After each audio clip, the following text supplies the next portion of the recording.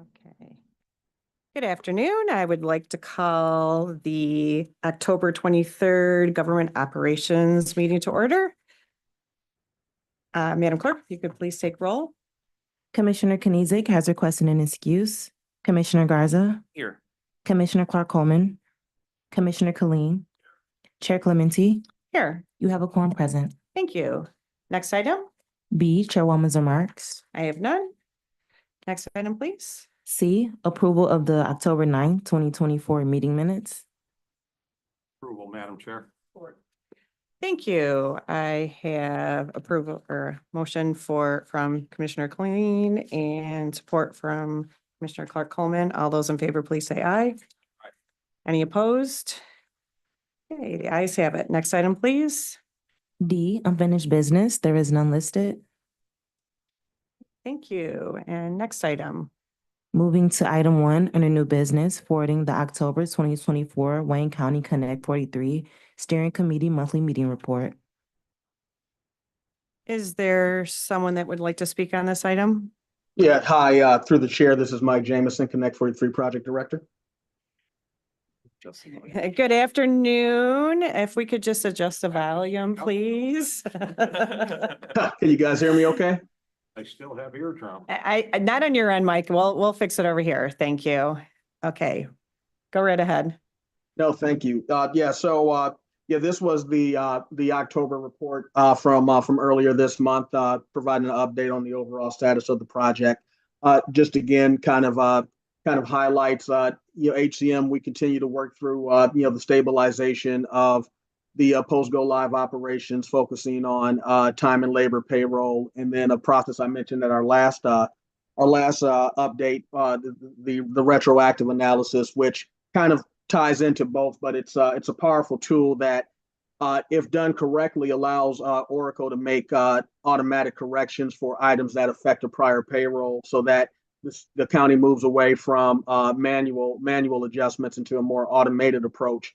Because of the power of that process, we've been taking a more slow, measured approach in testing and validating, and only applying retros to things that we've fully confirmed and validated are the case. It's an ongoing process, but the goal is to get it to a point where we really understand and have an efficient process for managing it. It requires a little bit of research on the county subject matter expert side to validate the retro before it's run. But the goal is to get that to a point where we are able to make retroactive adjustments, whether that would be related to collective bargaining agreements that are retroactively affected, or honestly any item that would affect a prior payroll, so that we're taking advantage of the system properly. More to come, but that has been a main focus of the HCM team.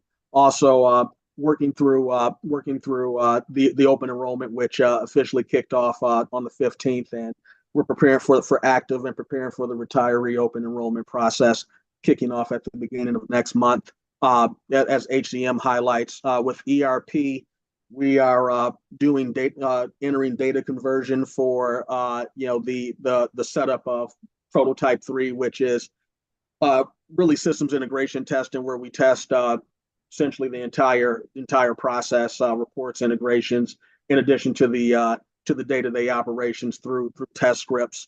So a lot of meetings on that. We also are getting ready to kick off training, review of the Oracle guided learning training guides, and then there's a business process mapping work stream that kind of maps the Oracle processes that can be used for additional training, as well as for policies and procedures. So there's a lot going on with the ERP side, and also kind of monitoring, because a lot of our resources are involved in year-end processes, preparations for the annual report and single audit, managing as best we can, the competing priorities from the project, along with folks' day jobs. It won't get any easier as we get closer and closer to go live, but it's an item high on our radar screen.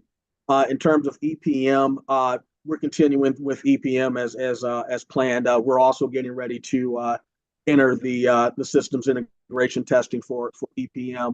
EPM's a smaller scope relative to ERP and HCM, so not as many modules. Really, only 2 modules that that we're focusing on. But the other items that go along with that, training, business processes, are also getting in flow.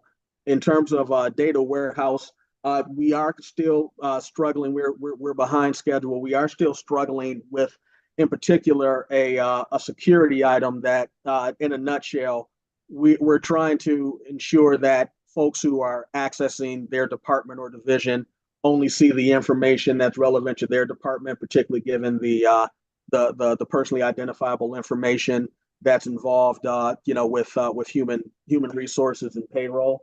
So that's an ongoing item. Oracle has discussed issuing a change order. That's being provided to me, and I'm going to review it. So I'll have more of an update the next time we meet. But we haven't made material progress on getting that particular item resolved. There's a meeting that we're having later today to discuss further. But that's a major item on our plate for ADW. Overall, and then you'll see later on the agenda, we have some contracts up for time, for extending the time on the managed services for the data warehouse. That kind of goes part and parcel to the extension of the overall project, and extending that contract for the ERP go live as well. So a lot on the plate, but the team's working hard. We're really evaluating our resource needs, and looking at ways to alleviate some of the load on our SMEs, both in HCM as well as ERP and EPM as well, because all of these environments have kind of interdependencies with the other environments. So sometimes our HCM SMEs are being called on items related to ERP and vice versa, and that's the way the system is supposed to work. But from a timing perspective, it can create a lot of stress on our project team in terms of working through the various requests. So we're looking at ways to help alleviate that load, and we'll probably be coming back to this body with the final results of that analysis. But those are some of the major items for each work stream. I'll pause for questions. Okay, commissioners, do you have any questions? Yes, thank you, Mike, for all that information. I just have one question. Did you say you have a meeting today to discuss things with? Yeah, on the automated data warehouse to in particular to discuss the proposed change order, and we have some questions as to what can or can't be done within the existing scope. So more to come on that. But yeah, that was in particular to the data warehouse, and Okay. related to the issue we've been having with the security item on the reporting. Thank you. We have another receive and file, so we'll just take those two together. And can you read the next item, please, Madam Chair? Item 2, Madam- forwarding the Department of Corporation Counsel settlement report for July through September 2024. Do you have any questions on this report? Anyone? Okay, can I?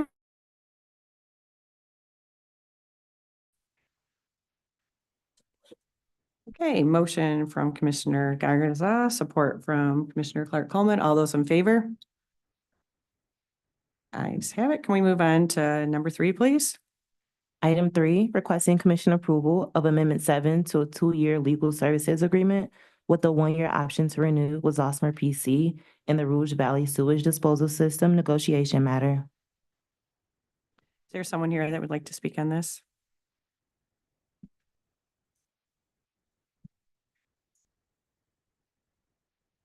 Good afternoon, Sue Humo, Deputy Corporation Counsel.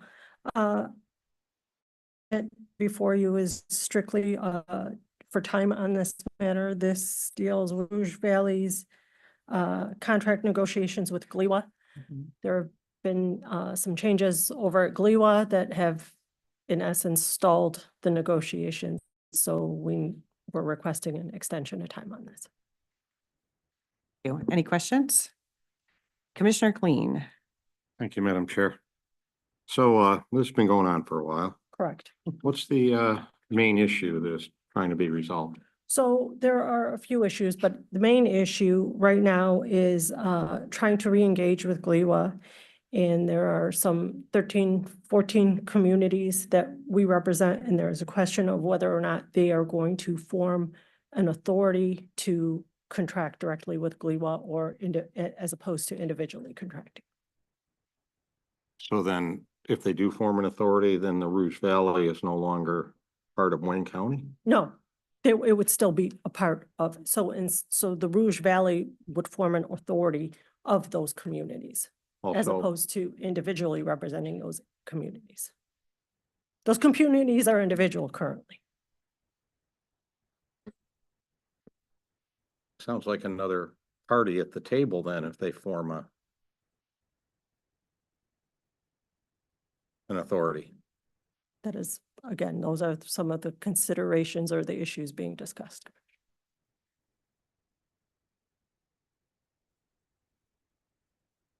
Okay, all right. Mhm. Thanks, Madam Chair. You're welcome. Okay, can I get a motion for this item, please? I'll support it. Thank you. Motion by Commissioner Garza, supported by Commissioner Clean. All those in favor, please say aye. Right. Any opposed? Okay. Madam Clerk, if we could move on to items 4 and 5, please. Item 4, requesting commission approval of Amendment 2 to a 6-month addendum to a cooperative purchase agreement with Insight Global LLC to continue to provide staff augmentation for the Management and Budget Department. And item 5, requesting commission approval of Amendment 4 to a comparable source agreement with the 1-year option to renew with Maximus Consulting Services to provide consulting services on the development of a central services cost allocation plan, which identifies the various costs incurred by the county to support and administer federal and state programs in accordance with federal law. Thank you very much. Thank you for joining us. If you could all please introduce yourself. Good morning, Shamsika Ballard, Grants Director. Good morning, Michael Cato, through the Chair, Director of Risk Management for the County of Wayne. Good morning, Shelby Schaffer with Insight Global. Good morning, Ashley Matt, with Insight Global. Okay, let's start with item 4. And if you can just give us overview of what you're thinking, and then we'll go from there with questions. Sure, thank you. This is an amendment to a current agreement. It's to take the time through 9/30/26. And this is through an Omnia cooperative agreement, and it's for staffing services specifically to the Department of Management and Budget. Okay, does anyone have any questions about this? Yes, Commissioner Clean. Thank you, Madam Chair. A lot of vacancies. We're trying to fill them. I see there's a way for us to hire Insight Global directly onto. How do the wages that we offer compare to what people are making already with Insight? Well, we did an analysis early on before we brought Insight on, and we looked at, in conjunction with HR, what others were making, what market rate was, and used that information to kind of build that salary so we can be marketable to a wider pool of candidates, if you will. So we've done some homework. Insight is here to find those candidates for us and give us their best and brightest. Okay, so our wages probably still need to come up in order to. hire. Well, the wages that we have now, I mean, currently they're doing, HRs here, and they've done an overhaul on some of that information and looking at different numbers and again, market. I think those are gonna change over time, but certainly we gotta work with what we got, and Insight's gonna help us do that. And you have 118 budgeted positions. Sounds right. How many people do you have? And out of that, how many are county and how many are Insight?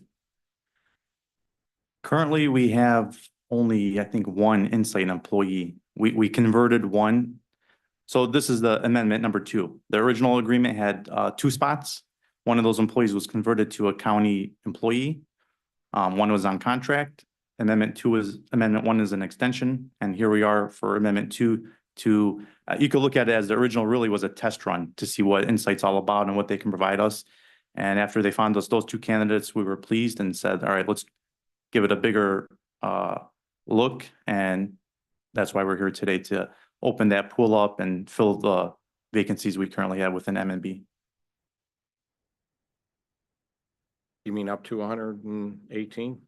No, I think Are we targeting and we're saying, it's about 48 that we have unfilled, that Insight's gonna help us. okay, Yeah, so we're doing more than just targeting a few positions to Correct. get a few key people Yep. in. correct. We're trying to go across the board here. Yes. Okay, thank you. Thank you, Thank you. Madam Chair. You're welcome. Anyone else have any questions? So this will run through September of 2026. And you're thinking do you think 48 people? Do you think you could actually bring in 48 people within that time? Yes. If not more, okay. Yes. So is where are you looking? Like, does your search go? Yeah, very broad. Well, we have multiple different tools. We have our own internal system, but we also have every job board for external resumes that are being posted. So in our first run with Wayne County last year, we were able to fill 3 of the 4 positions within a matter of weeks. So we're excited to hopefully be able to do that on a larger scale. Okay, that's what I wanted to hear. Like, what was your performance within that time? Okay, very good. Thank you. And then any other questions? Okay, we're going to move on to number 5. If you could just talk a little bit about that. That's you guys. So the Maximus cost allocation plan is the plan that the county uses to ensure that we are billing our federal grantors. Pardon me.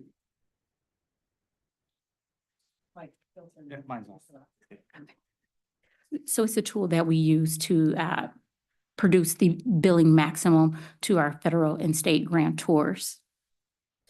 And we use Maximus to aid us in putting that annual plan together.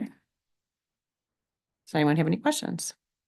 Okay, thank you. Okay, I'll entertain a motion for 4 and 5, please. Move items 4 and 5 for approval, Madam Chair. Thank you. So we have a motion from Commissioner Clean and support from Commissioner Clark Coleman. All those in favor, please say aye. Right. Any opposed? Right, but thank you very much. Let's move on to item 6, please. Item 6, requesting commission approval of a grant agreement with the Michigan Department of Licensing and Regulatory Affairs for the provision of indigent criminal defense services through the standards approved by Lara. Any questions? Okay, can we go on to number 7, please? Item 7, requesting commission approval of a comparable source Amendment 1 to a sole source master services agreement with Rimini Street to provide support and management services of the J.D. Edwards application until the transition to Oracle Fusion is complete. Okay, this is support for what we're trying to finish up. Any questions on this one? Okay, can go to number 8, please. Item 8, requesting commission approval of Amendment 3 to a 3-year comparable source contract with 1 2-year option to renew with NTT Managed Services America, LLC, DBA Secure 24 LLC, to continue to provide hosting, functional, and technical support for the county's PeopleSoft application until the Oracle Connect 43 project is fully implemented. Do we have any questions on this? Okay, Madam Chair. yeah, sorry, yes. I think I was asleep at the switch, item 6 on the Michigan Independent Oh, yes, Defense Commission kind of got by me. sure. Uh, So it's a grant. Is there somebody here for item number 6? Yes, good morning or afternoon, Commissioners. Robin Dillard Rousseau, Director of the Indigent Defense Services Department. Hi, Robin. Thank you. Commissioner Clean, what was your question? Yeah. Good afternoon, Madam Director. What is now the breakdown between what the county is putting into this and what the state of Michigan is putting into us? It looks like in here it's around 15% county match. Is that different? Is the state changed the formula at all? No, Commissioner Colleen, and actually the 7.6 million that is what is evident in the grant today was the same amount that was requested for fiscal 24 as well. If you recall, there is a statute that speaks to the local share that includes information or I should say language about compounding interest, but largely it has remained the same. And again, the figure that's used here, same figure that was used last year. And going forward, is the state going to support this in perpetuity, or is it run out in a couple of years? What's the funding from the state like for this? Well, the funding remains largely consistent based on the information we gleaned from the Michigan Indigent Defense Commission meetings. They go before, obviously, the State Appropriation Committee. It seems like the state is largely supportive of the, hundreds of millions of dollars that they've been funneling into indigent defense. We have not heard from the MIDC itself or the staff of any changes. There was a concern, Commissioner Colleen, on the unexpended balance across the state of Michigan, across systems, but nothing that raised any red flags from the commission's perspective. The unexpended balance that the state of Michigan is looking at is largely due to the standards rolling out sort of slowly, systems being able to implement the standards in a timely fashion. And again, all of this is information we're gleaning from the commission meetings. But we have not been told as a system that anything is changing. The local share remained the same, like I said, from last year to this year. And the grant dollar figure was approved by the state, prior to us bringing it before this body with no issue. But we will continue to keep, our ear to the streets, if you will, on if there are any changes coming down the pipeline, but everything has been largely consistent. Okay. And my last question on this is, so we're really watching the annual state budget for the funding, right? That could change in any budget. Correct. Okay. But as far as we know, there have been no significant changes even from last year. There have been questions only about the unexpended balance from the state, but not any changes to the actual funding. All right. Thank you very much. Thank you, Madam Chair. Okay, can I get a motion for items 6, 7, and 8, please? I'll support the motion. Thank you. Motion made by Commissioner Garza, supported by Commissioner Colleen. All those in favor, please say aye. Aye. Any opposed? Okay, all right, we're gonna move on to the addenda with items 10 and let me look, 11. I think 10, 11, and 12 are all IT items. If you'd like to read those in, please, Madam Clerk. Item 10 on the addenda, requesting commission approval of retroactive amendment 2 to a 12-month cooperative agreement with Oracle America for Oracle Data Warehouse Managed Services for the county's Enterprise Resource Planning Project. Item 11, requesting commission approval of retroactive amendment 2 to a 12-month cooperative agreement with Oracle America for Oracle Advanced Customer Support Managed Services for the county's Enterprise Resource Planning Project. Item 12, requesting commission approval of an addendum to a cooperative agreement with Dell Marketing to provide maintenance and support services for the Dell VxRail E560F3 node disaster recovery equipment with switches and software at the Guardian Building. Okay, is there someone here for these items? Please, if you could come to the table or if on Zoom. Yeah, hi, through the chair, this is Mike Jameson, Connect 43 Project Director again. I can speak to 10 and 11. Okay, well, so of course, there's that word retroactive in the contract. Can you explain what's going on with that? I know they're MDL contracts, but. Right, yeah, so go yeah, right kind ahead. of related to, yep, so similar to the prior contract from last month.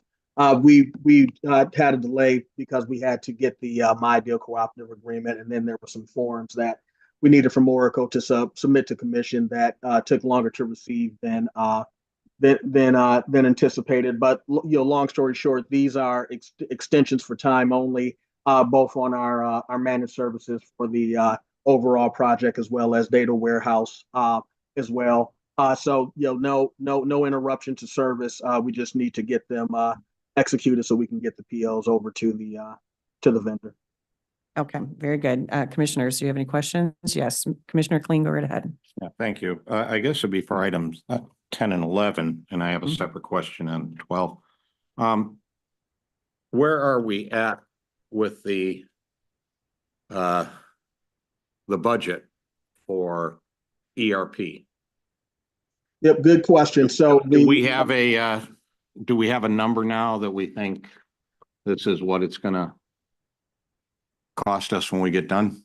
So good question, Commissioner. So we have for purposes of the ongoing Oracle services, I think the answer is yes. In terms of the overall project, and it kind of goes to what I was mentioning around making sure that we have properly resourced both from the perspective of the project directly, and then to the fact that from an operational perspective, we need to make sure that the resources that we need for Connect 43 related work, aren't getting slammed with the other competing priorities. So I would say the answer to the second part around resources is no.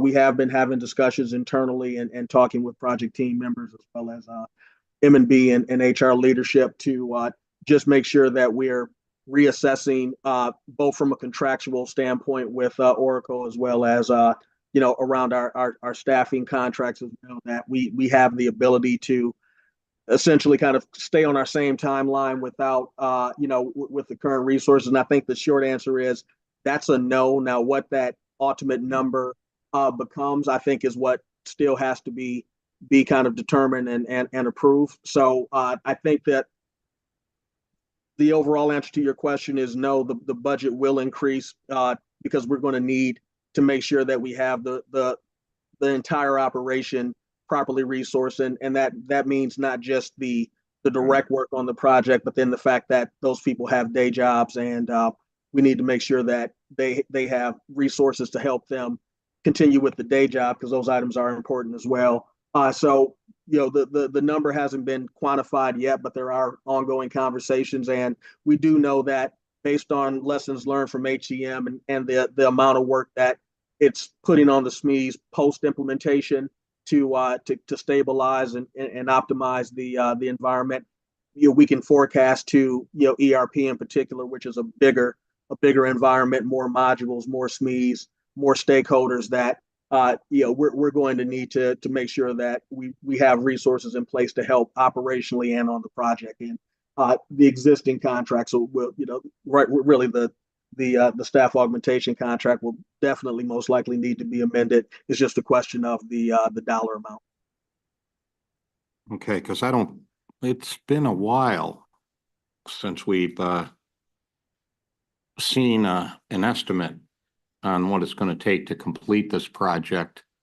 And of course, there still are unknowns out there. But I would like, Madam Chair, to kind of get an update on that, where we're kind of, even if it's putting our finger in the air, like, where are we at with this? How much have we spent so far? How much cost we estimate is yet to come. So I would like to see that in an upcoming report. On item 12. Yep, go right ahead. I'll say this, that's something we probably should, because we're talking not until May that's the projected date for everything to be up and running. Is that correct, Mike? Yeah. So essentially, it's what we still have left to implement are the automated data warehouse. That would be for both EPM and or ERP and HCM. We're focused on HCM because the data warehouse goes live after the main environment goes live. EPM, which is the budgeting piece, going live in January, and ERP going live in April. And then the contracts have built in essentially a month of post they call it hypercare support, but post implementation stabilization. It clearly has taken longer than anticipated on HCM. And again, to this point of kind of reassessing the resources, there's already major competing priorities with the single audit and the ACFR that we know are in place. And so we're trying to make sure that we're putting our best foot forward in terms of, having proper resources in place to, again, handle all of the requests that come their way, not just on the project, but, the fact that, they're going to be, tied up on some key annual items as well. So we're leveraging some of the lessons learned from the HCM go live into this analysis. But again, the analysis isn't finalized. All right. So we'll take another look at the report that was submitted, and item number 1, there's numbers there. Right. And, And that but you, That's a hard report to work your way Right, through and exactly. really know what you're And looking at. if we could maybe, if I Yeah. could finish, please, if we could kind of break that down into language that we're like a 4th grader, we could understand it, would be really, really helpful. Not a problem. Thank you. Okay, and then you had a question, Commissioner Clean, about number 12, did you No, say? well, that was the one. Oh, yeah, on 12. What are recovery equipment with switches and software for the Guardian building? And there's also mention of, and this might come up in our discussion right after this, that with disaster recovery methods, we don't have that. So is any of what's here related to our cyber attack? Just yes or no? It's a renewal. It's If you could turn on your mic, introduce yourself, please, and then we'll go from there. Thank you. good afternoon, Ryan Hayes, Division Director of Computing Infrastructure. So this item is a renewal. It's existing equipment that we have here at the Guardian building that supports it acts as a backup data center for our primary data center in Plymouth. Yeah, because what's mentioned here is that county has no instant disaster recovery method. But I thought that's what this was doing, that we're renewing. Correct. So we do have disaster recovery through this. Correct. This supports our disaster recovery environment. Yes. So there's the larger issue of just separate from a cyber attack, just having backups. Correct. And that's what we brought in. Are they dealing with any of the fallout from the cyber attack in this contract? I think we can discuss that. Okay, yeah, that's fine. Yeah. All right. Yes, yes. Thank you, Madam Chair. You're welcome. Thank you very much. Okay, can I get a motion for items 10, 11, and 12, please? So moved. Thank you. Motion by Commissioner Clean, supported by Commissioner Garza. All those in favor, please say aye. All right. Any opposed? Okay. At this time, we are going to go back to number 9. Okay, if I could please go back to number 9, and we're going to get a roll call for going into closed session, Madam Clerk. Item 9, we have an update from Hector Roman, Department of Information Technology Director, on the recent cybersecurity incident. We are moving into closed session on this item on the basis of information that would identify or provide a means of identifying a person that may, as a result of disclosure of the information, become a victim of a cybersecurity incident, or that would disclose a person's cybersecurity plans or cybersecurity related practices, procedures, methods, results, organizational information system infrastructure, hardware or software, records or information of measures designed to protect the security or safety of persons or property, or the confidentiality, integrity, or availability of information systems, whether public or private, and investigating records compiled for law enforcement purposes. Move to go into closed session, Madam Chair. Okay, we have a motion and support to go into closed session. Can you please take a roll call?